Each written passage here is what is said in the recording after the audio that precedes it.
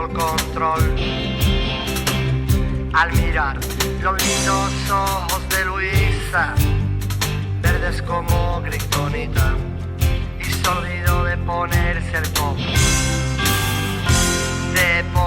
con, y se ha casado de penalti en una cueva llena de hielo, donde ambos dijeron queremos poner nuestra vida en común. Pero ahora han tenido trillizos, se han tenido que mudar a un pisito algo más grande que ellos apenas pueden pagar. Y no te pienses, no te creas que se trata de superpoderes. No te pienses, no te creas que se trata de superpoderes. No hay que ser Superman para tirarse de cabeza para querer a quien tú quieras. No hay que ser Superman para tirarse de cabeza para querer a quien te quiere. No hay que ser Superman para tirarse de cabeza para querer a quien tú quieras. No hay que ser Superman para tirarse de cabeza para querer a quien te quiere, para querer a quien tú quieras. Para querer a quien tú quieras.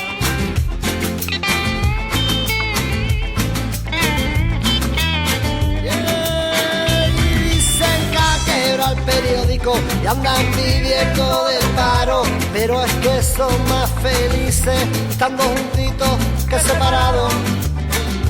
Así que tú no seas tonto y no dejes escapar la persona a la que quieres, aunque ella corra más, mucho más. No te pienses, no te creas que se trata de superpoderes. No te pienses, no te creas que se trata de superpoderes. No hay que ser Superman para tirarse de cabeza para querer a quien tú quieras.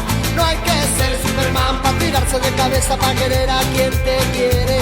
No hay que ser Superman para tirarse de cabeza para querer a quien tú quieras. No hay que ser Superman para tirarse de cabeza para querer a quien tú quieres, para querer a quien te quiera.